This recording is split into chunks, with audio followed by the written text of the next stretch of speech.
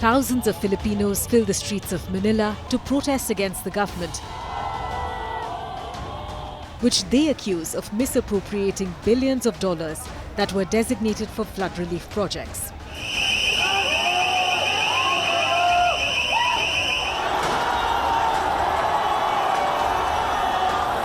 Protesting Filipinos massed in the capital on the main Epifanio de los Santos Avenue, or EDSA, a historic highway.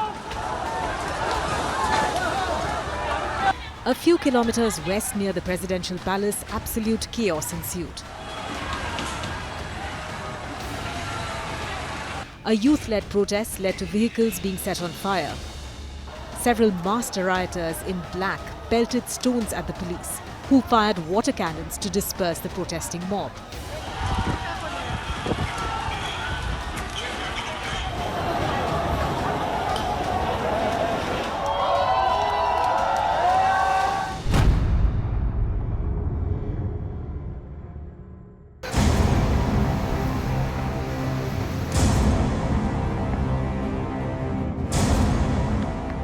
Heavy rain and associated flooding are all too common in the Philippines, which lies along the Pacific typhoon belt and experiences monsoon winds.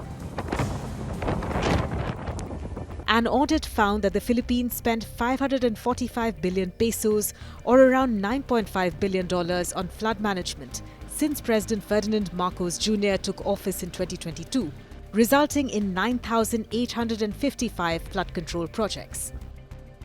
But during his July State of the Nation address, Marcos revealed that a number of flood control projects he had previously announced as complete had in fact been riddled with anomalies. To address the issue, Marcos created an independent commission to probe the flood control projects, and a Senate committee is conducting its own investigation.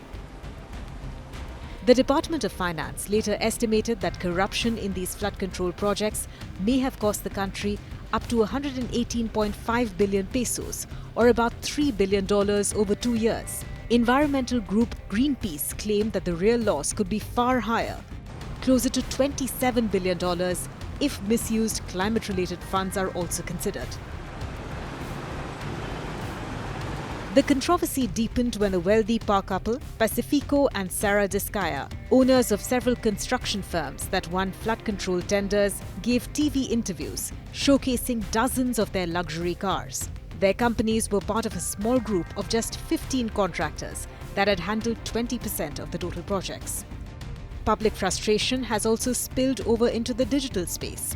Social media users began sharing posts showing the extravagant lifestyles of the children of politicians and public contractors linked to the scandal.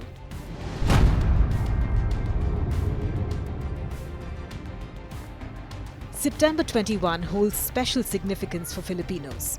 Back in 1972, on this very day, Marcos Jr.'s father, the late President Ferdinand Marcos, announced nationwide martial law that commenced a 2-decade period of authoritarianism and led to the arrest of some 70,000 people, the torture of about 34,000 people, and the killing of more than 3,000.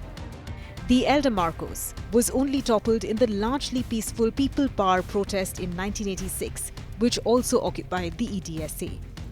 Nearly 4 decades later, the sheer scale of the latest flood control corruption scandal is galvanizing Filipinos. Both the Senate President and the House Speaker have already been replaced as part of the fallout. The owner of a construction company accused nearly 30 lawmakers and officials from the Department of Public Works and Highways of accepting cash bribes. While President Marcos has tried to align himself with the protesters, many of them are calling on him to resign.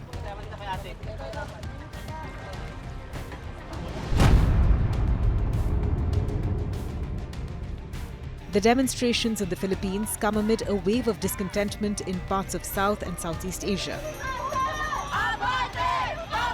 In Indonesia, thousands of protesters turned out daily for more than a week at the end of August, calling for the nation's lawmakers to reduce lavish spending at a time of economic hardship.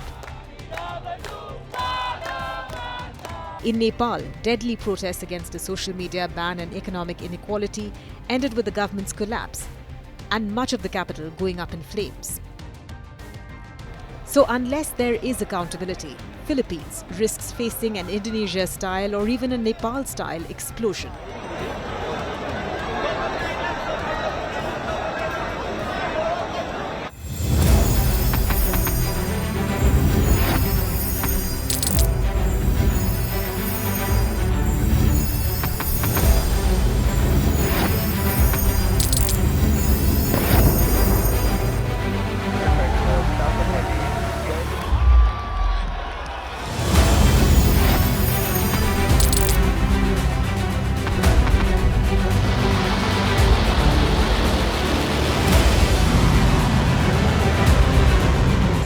fighting so long and so hard that they don't know what the f they're doing.